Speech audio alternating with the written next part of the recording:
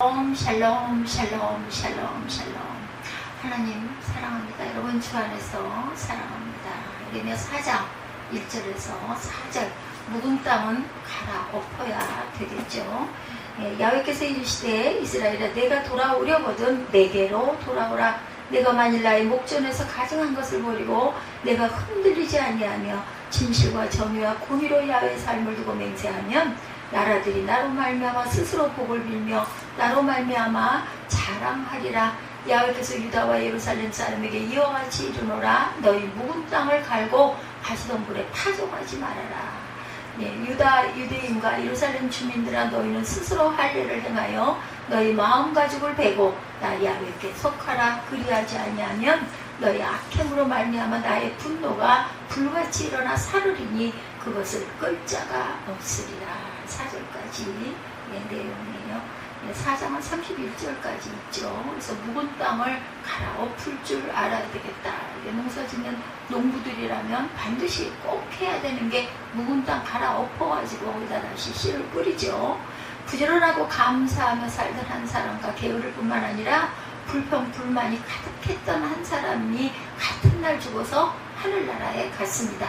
하나님은 세상살이가 어떠했느냐라고 물으세요. 몰라서 물으셨겠어요? 그렇죠? 그래서 부지런하게 살았던 사람은 힘들었지만 모든 것이 하나님의 은혜였다며 감사를 드렸어요. 근데 불평하기를 좋아하던 사람은 세상이 너무 불공평해서 자신은 단 한 번도 행복한 순간이 없었다라고 하소연을 했다고 합니다. 살던 집도 너무 좁고 돈도 마음껏 써보지도 못했고 또 자식들도 속을 썩이고 남편도 마음에 안 들고 여성이었던 것 같아요. 하는 일마다 되는 일이 없었다며 계속 끊임없이 불평을 늘어놓습니다. 잠시 하나님께서 두 사람이 거처할 곳을 안내해 주시죠. 두 사람은 펼쳐진 광경에 놀라며 입을 다물지를 못합니다. 세상에서 보지 못하는 아름다운 별천지의 땅이 그들에게 주어졌어요. 부지런한 사람은 감탄하며 소매를 걷어붙이고 일하기 시작하더니 이내 아름다운 집과 정원을 꾸미더니 자기가 원하는 것들을 이루어내고 있었어요. 근데 불평불만하던 사람은 어땠을까요? 땅만 있지 집도 없고 차도 없고 무슨 하늘나라가 있다이냐라고 계속 불평을 늘어놓습니다. 계속 투덜대며 대충 먹을 것을 구하고 임시로 잠잘 집을 만들었어요. 근데 얼마 지나지 않아서 그가 만든 집은 오물과 쓰레기로 가득 차고 벌레들이 기어다닙니다. 지붕에서는 피가 새고 벽이 금이 갔어요. 그 사람의 불평은 날이 갈수록 점점 심해지겠죠. 급기야는 차라리 세상이 좋았다며 한탄을 거듭합니다. 얼마 후에 하나님이 나타나셨고 두 사람을 심판하시며 다음과 같이 말씀하세요. 난 너희 두 사람에게 똑같은 조건을 주었다. 그런데 한 사람은 그 조건으로 천국을 건설했고 또 한 사람은 그 조건을 가지고 지옥을 만들었구나. 우리 탓이에요. 그렇죠?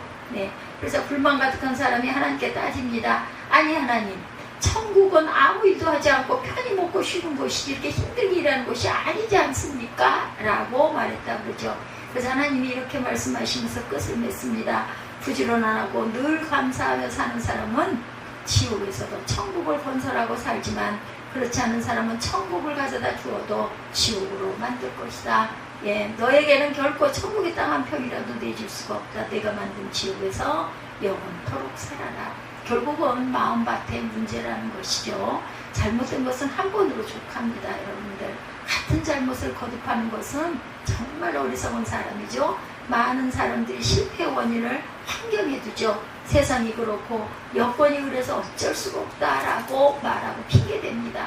그런가 하면 다른 사람에게 실패의 원인을 돌리기도 하죠. 무게 때문이라고 다른 사람에게 원망 돌리는 일은 일상에 아주 흔하게 보는 일이에요. 이런 인간의 모습은 종속인간 혹은 부속인간이라고 합니다. 즉 다른 사람에게 예속된 사람이라는 말이죠. 나라는 정체는 전혀 없고 다른 사람이 하자는 대로 내가 변하고 환경에 따라 수시로 변하여 카멜레온의 삶이 되어서 이제는 아무렇지도 않게 다른 사람의 인형처럼 아바타처럼 산다. 실패의 원인을 다른 사람에게 돌리면 잠시는 내가 편해지고 책임 전가를 하고 임시로는 위안이 되죠. 그러나 이런 심리를 일명 가인 콤플렉스다 이렇게 얘기한다고 그래요. 가인이 들어갔네요. 가인으로부터 시작된 이런 마음은 누구나 조금씩 가지고 있어요. 그러나 이것이 옳은 것은 아니라는 거. 모든 실패의 원인을 나로부터 생각할 줄 아는 성숙한 인격이 필요합니다. 나아가서 우리에게 성숙한 신앙이 또한 필요하죠. 이것이 성공의 길이라는 것. 오늘 본문 역시 신앙에 있어서 성공자가 되는 방법을 말씀하고 있죠. 농사에 성공하려면 몇 가지 기본 조건이 있어야 돼요. 첫째는 땅이 좋아야 하고, 둘째는 종자가 좋아야 합니다. 셋째는 정성 어린 수고가 필요하죠. 넷째는 적당한 물과 바람과 햇빛이 중요한 요건이에요. 이것은 하나님이 하실 수 있는 일, 사람이 할 수 있는 일 절대 아니죠.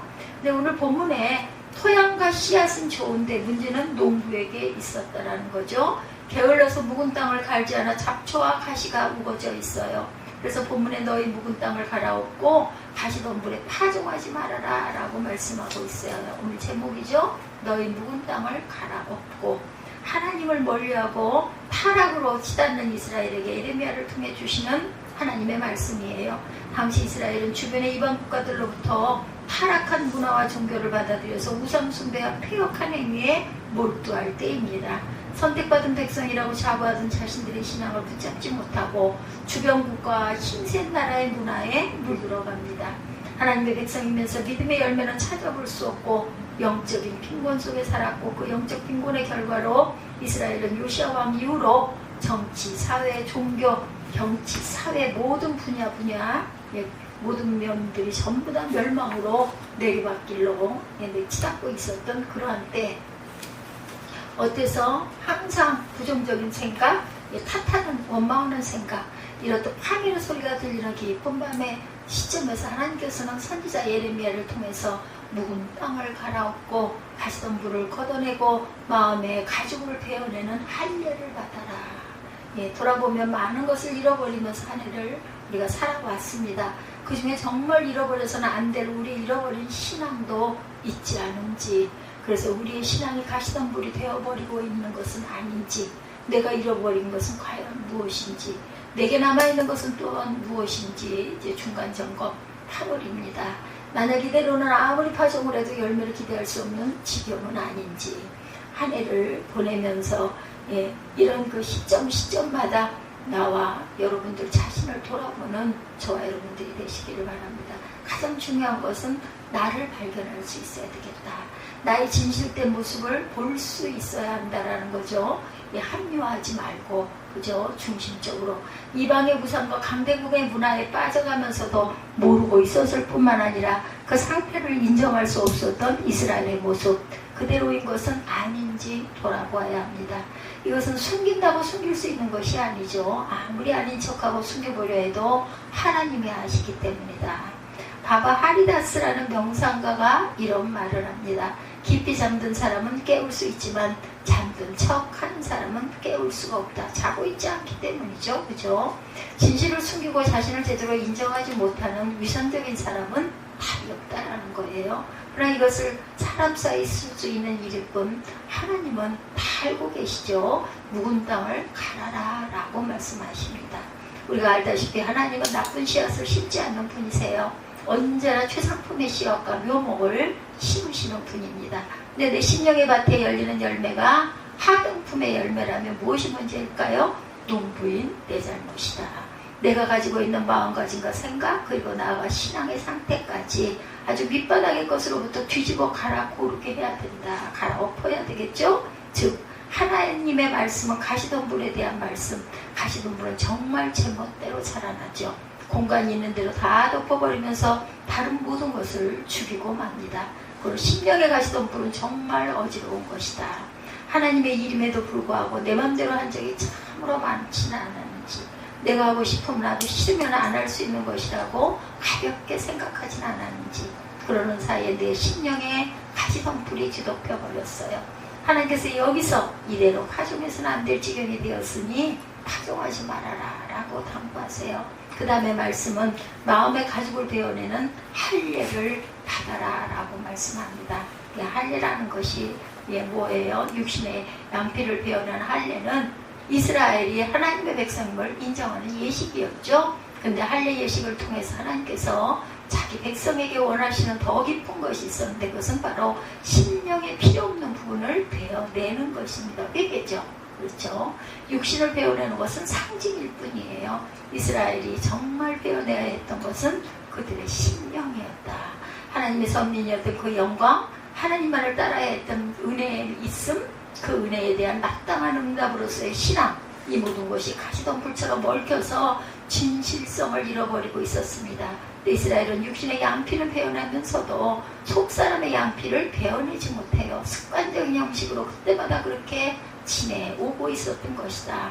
하나님은 불같은 음성으로 4절에 너희는 스스로 할 일을 행하여 너희 마음가짐을 베고 나 야훼께 속하라. 이름만 성도, 겉으로만 그리스도인이 아니라 속사람이 하나님의 자녀가 되어야 한다는 것이죠. 그래서 사도 바울도 로마 사람들에게 편지하면서 할례는 어디에다 해라? 마음에다 하라라고 고합니다. 이름이 하나님의 백성을 만드는 것이 아니고 직분이 하나님의 자녀로 만드는 것이 아니라 아프지만 마음을 베어내는 할례를 경험하는 사람만이 하나님께 속한 백성이 될 수 있다는 것이죠.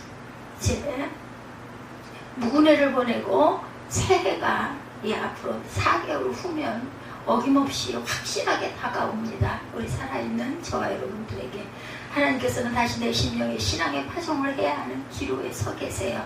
이 땅에 이대로 다시 씨앗을 뿌릴 수 있을지, 묵은 땅을 갈아엎고 가시덤불을 걷어내야 한다면 내 마음에 할례를 행하고 2025년을 맞이하는 준비를 조금 이룬 감이 있지만 다시 되돌아보는 저와 여러분들이 되시기를 주님의 이름으로 축복합니다.